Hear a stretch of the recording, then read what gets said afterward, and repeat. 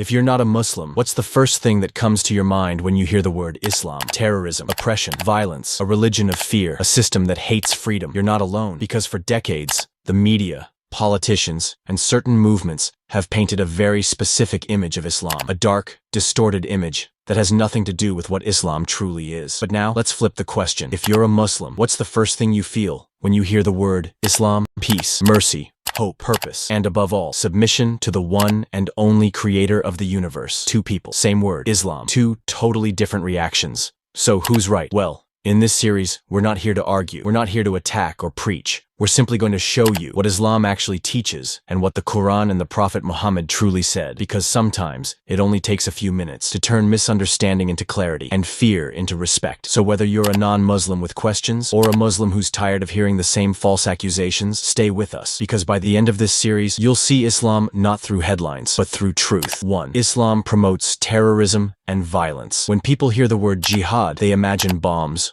war, and chaos. They picture masked men, screaming slogans, and associate it all with Islam. But where did this image come from? Who created it? Before we talk about Islam, let's ask something important. Who started the First World War? Who dropped the atomic bombs on Hiroshima and Nagasaki? Who created chemical weapons? Who colonized half the world and enslaved millions? Was it Muslims? No. History's bloodiest wars were never started by Muslims, and yet Islam is the one blamed. Now let's talk about jihad, the most misunderstood word in Islam. What does jihad really mean? Jihad in Arabic simply means struggle, and the greatest jihad, according to the Prophet Muhammad, is the struggle within yourself. To resist evil, to be honest, to be kind, to control your anger, to fight your ego. That is jihad. But yes, there is also a physical jihad, only in self-defense, never for aggression or conquest. And even that has strict rules. You cannot harm women, children, or the elderly. You cannot destroy trees, homes, or places of worship. You must never fight for revenge or hate, only for protection. The Quran is very clear. Whoever kills a soul, it is as if he had slain all mankind. Surah Al-Ma'idah 5:32. That doesn't sound like terrorism. There is no compulsion in religion. Surah Al-Baqarah 2:256. That doesn't sound like violence. Fight in the way of Allah those who fight you, but do not transgress. Indeed, Allah does not like transgressors. Surah Al-Baqarah 2:190. Islam allows self-defense, not terrorism. In fact, Muslims are often the first victims of terrorism. Extremist groups kill more Muslims than non-Muslims, and most Muslims around the world live peacefully, raise families, do business, and pray for peace, just like everyone else. So where did the image of violent Muslims come from? From media manipulation, from cherry-picked verses taken out of context, from decades of war, politics, and propaganda. But Islam stands for peace. The word Islam itself comes from salam, peace, and the Prophet Muhammad was called Rahmatulil Alameen, a mercy to all the worlds. The true Muslim is the one from whose tongue and hands people are safe. Hadith, Sahih Bukhari. 2. Islam oppresses women. This is one of the most popular accusations against Islam. Turn on the news, scroll through social media, and you'll hear Muslim women are oppressed. They're forced to cover. They have no rights. But before we judge, let's ask one powerful question. Who gave women rights first, the West or Islam? Let's go back in time. Before Islam, in pre-Islamic Arabia, women were treated as property. Baby girls were buried alive. They had no right to own land, inherit money, or even say no to forced marriage. And it wasn't just Arabia. In Europe, women were burned alive as witches. In ancient Greece, they were considered inferior beings. In Rome,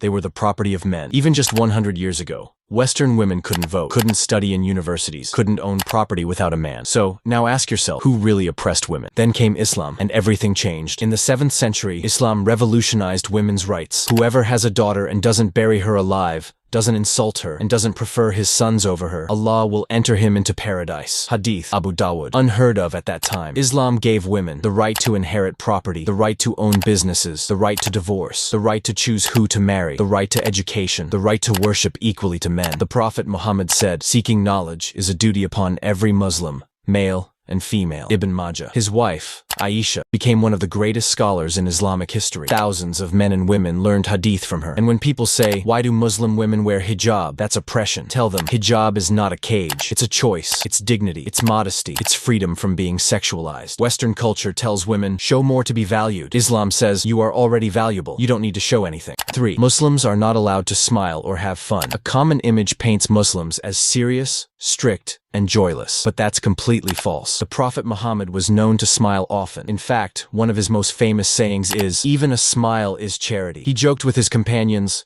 played with children, and enjoyed light moments, all within the boundaries of respect and modesty. Islam teaches balance, not complete restriction. Laughter, joy, family time, sports, celebrations, all are part of the Sunnah, the life of the Prophet, peace be upon him. What Islam forbids is not happiness, but sinful entertainment, things that harm the soul or society. So yes, Muslims can smile, laugh, celebrate, and enjoy life, just like everyone else. They just strive to keep it halal, clean, and meaningful. 4. Islam teaches forced conversion. One of the biggest lies spread about Islam is that it was forced onto people with the sword, but the truth is exactly the opposite. The Qur'an clearly says in Surah Al-Baqarah 2266, there is no compulsion in religion. Islam strictly forbids forcing anyone to accept the faith. Even during the time of the Prophet, many lived under Muslim rule, including Christians and Jews, and they practiced their religion freely. If Islam was spread by force, then why is Indonesia, the world's largest Muslim country, never conquered by any Muslim army? History proves Islam often spread through trade, kindness, and character, not war. So no, Islam doesn't teach forced conversion. It invites people to truth, but belief must come from the heart, not by pressure. 5. Muslims don't believe in Jesus or the Bible. Many people are stunned to learn this, but Muslims deeply believe in Jesus, Isa alayhi salam. He's one of the most honored prophets in Islam. The Quran describes his miraculous birth, calls him the Messiah, and even says he spoke from the cradle as a baby. Muslims believe Jesus healed the blind, cured the leper, and raised the dead by God's permission. But unlike Christian belief, Islam does not see Jesus as the Son of God, but as a mighty prophet sent to guide the children of Israel. Muslims also believe in the original gospel, Injil, the divine book revealed to Jesus, but they believe it was later changed by human hands. And Maryam, Mary, she's called the purest woman in the Quran, even more revered in Islam than in many Christian traditions. I've already made a dedicated video where we explored the Islamic perspective on Christianity, including who Jesus, Isa, is, what the Quran says about him, and how Muslims view the Bible and Mary. If you're curious to know the full picture, that video is linked in the description. Trust me, it will change how you look at both faiths. 6. Muslims worship a different God. One of the biggest misunderstandings about Islam is the idea that Muslims worship a completely different God, like some foreign, made-up deity. But here's the truth. The word Allah isn't the name of a separate God. It's simply the Arabic word for the one God. Arab Christians and Jews also use the word Allah when speaking about God. Muslims believe in the same creator that was worshipped by Abraham,